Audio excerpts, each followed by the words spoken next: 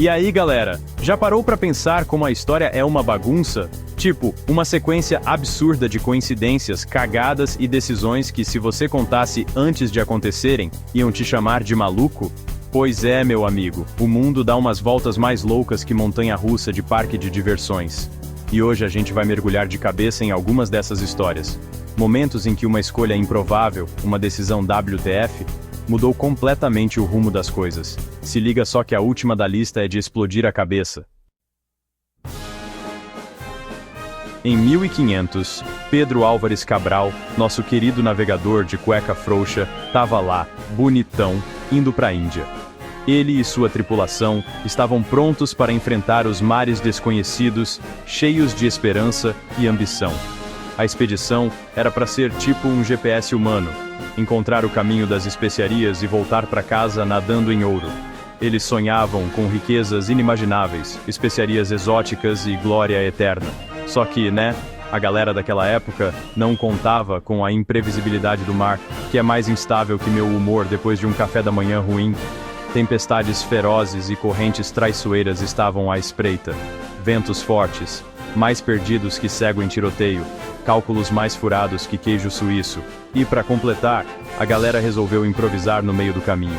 Eles estavam navegando às cegas, confiando em mapas imprecisos e estrelas distantes. Resultado? O GPS humano falhou miseravelmente e foi parar. Adivinha só, no Brasil.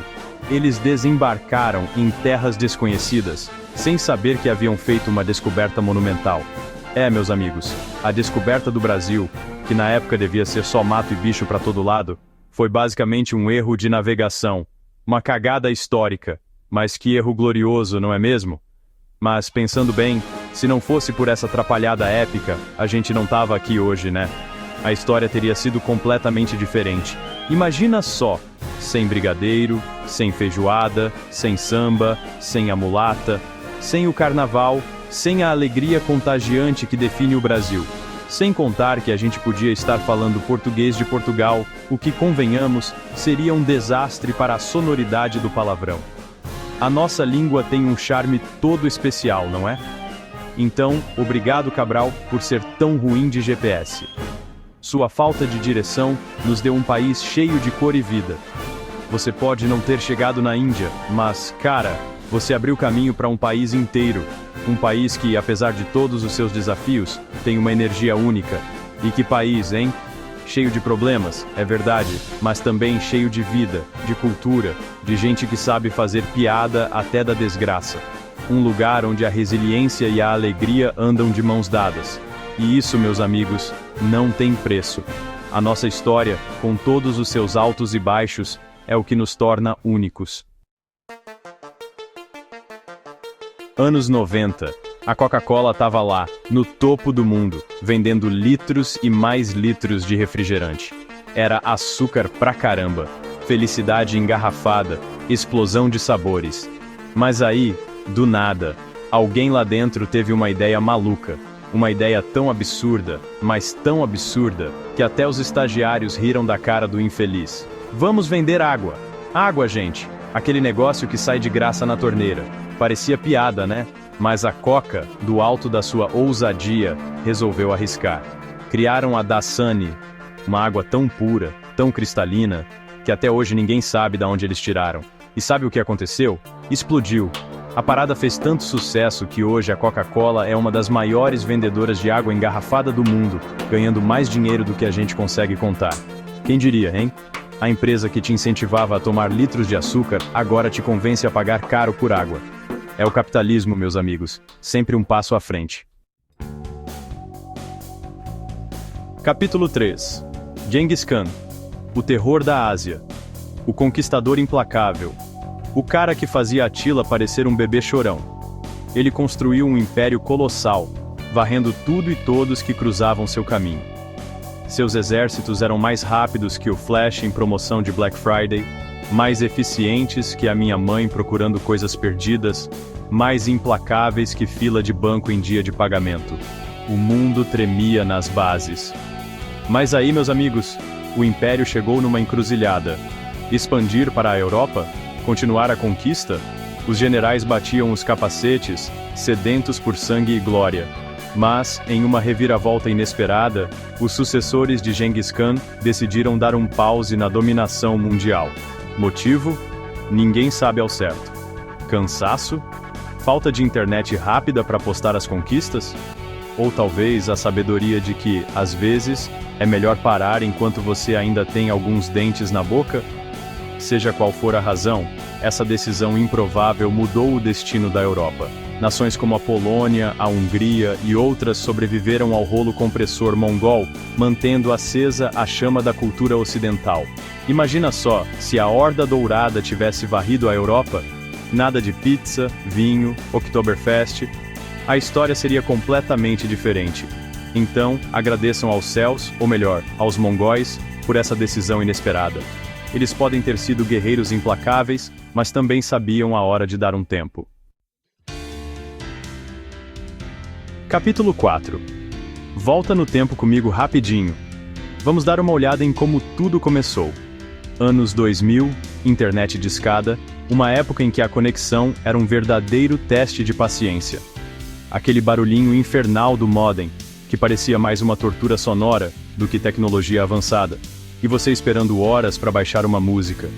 Era um verdadeiro exercício de paciência e perseverança. Era a época da Blockbuster, do aluguel de DVDs, onde a experiência de escolher um filme era quase um ritual. Da emoção de escolher um filme na prateleira, de andar pelos corredores cheios de opções. Foi nesse cenário improvável que a Netflix, uma pequena empresa com grandes sonhos, na época só uma locadora de DVDs pelo correio, resolveu inovar. Eles queriam mudar o jogo. E não foi inventando um jeito mais rápido de entregar filmes, mas sim algo muito mais ousado. Apostaram todas as fichas numa tecnologia que ninguém entendia direito, o streaming. Era arriscado pra caramba. A internet era mais lenta que lesma sonâmbula, e a frustração era constante. Ninguém sabia direito o que era streaming. Parecia algo saído de um filme de ficção científica. E a galera ainda curtia ir na locadora escolher um filme. Era um evento social. Mas a Netflix, com uma visão de futuro que faria Nostradamus parecer um amador, decidiu arriscar. Acreditou no potencial da parada. Eles sabiam que estavam à frente do seu tempo. E não é que deu certo. A aposta valeu a pena. Hoje, a Netflix é tipo o sofá da sua casa, confortável, familiar, e todo mundo quer passar um tempo lá. Todo mundo quer passar um tempo lá. É o lugar perfeito para relaxar e se divertir. Sério, a empresa revolucionou o jeito que a gente consome entretenimento. Séries, filmes, documentários, reality shows, tudo está lá. Tem tudo lá, disponível 24 horas por dia, 7 dias por semana, para você maratonar até esquecer o nome dos seus amigos. É um verdadeiro paraíso para os amantes de séries. E pensar que tudo isso começou com uma aposta improvável, numa época em que a internet mal funcionava. É quase inacreditável. É a prova de que, às vezes, para ter sucesso, você precisa ser meio maluco e acreditar no improvável. Você precisa ser meio maluco e acreditar no improvável. E a Netflix é a prova viva disso. Capítulo 5. 1999, o Google era só um bebê engatinhando no mundo da tecnologia. Uma startup com grandes sonhos, mas ainda longe de ser o gigante que conhecemos hoje. Ninguém imaginava que aquela empresa com nome de número gigante ia dominar o mundo. Era uma época de incertezas e possibilidades infinitas. E foi nesse cenário que um cara chamado Brian Acton, um programador gente como a gente, tentou a sorte e se candidatou a uma vaga por lá. Ele tinha experiência e paixão. Mas será que isso seria suficiente? Ele sonhava em fazer parte daquela empresa inovadora, mudar o mundo, quem sabe até ter o próprio escritório com frigobar abastecido. Era o sonho de muitos na época. Mas o destino, meus amigos, é uma entidade brincalhona, que adora pregar peças. E com Brian não foi diferente. O Google, inexplicavelmente, rejeitou o Brian. Isso mesmo, mandaram o cara pastar. Uma decisão que, olhando para trás, parece inacreditável. Isso mesmo, mandaram o cara pastar. Ele deve ter ficado arrasado, mas quem nunca passou por uma rejeição, não é? Imagina só a cara do Brian. Rejeitado por uma empresa que na época ninguém dava nada? Devia ter sido um baque e tanto. Rejeitado por uma empresa que na época ninguém dava nada? Devia ter sido um baque e tanto. Mas ele não deixou isso abalar seus sonhos. Devia ter sido um baque e tanto. Mas o que era para ser um fracasso se transformou numa virada épica. Mas o que era para ser um fracasso se transformou numa virada épica. Frustrado, mas não derrotado, o Brian resolveu criar a própria empresa. Frustrado, mas não derrotado, o Brian resolveu criar a própria empresa.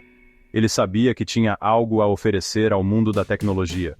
E assim nasceu o WhatsApp, o aplicativo que hoje em dia é mais usado que desculpa de político em época de eleição. Um verdadeiro fenômeno global.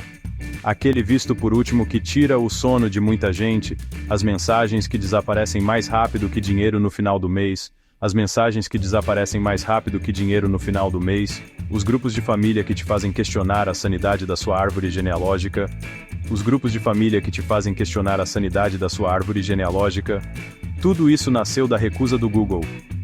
Quem diria, hein? Tudo isso nasceu da recusa do Google. Quem diria, hein? O Brian podia ter ficado deprimido, afogado as mágoas num pote de sorvete, mas não. O Brian podia ter ficado deprimido, afogado as mágoas num pote de sorvete, mas não. Ele transformou o limão em uma limonada bilionária. Ele transformou o limão em uma limonada bilionária. E o Google? Bom, o Google deve estar até hoje se perguntando como deixou escapar um gênio desses. Bom, o Google deve estar até hoje se perguntando como deixou escapar um gênio desses. Afinal, quem nunca cometeu uma loucura por amor, não é mesmo? Afinal, quem nunca cometeu uma loucura por amor, não é mesmo? E assim, a história de Brian Acton nos lembra que às vezes a rejeição pode ser o primeiro passo para algo extraordinário. E aí, galera, curtiram a viagem pela história das decisões improváveis?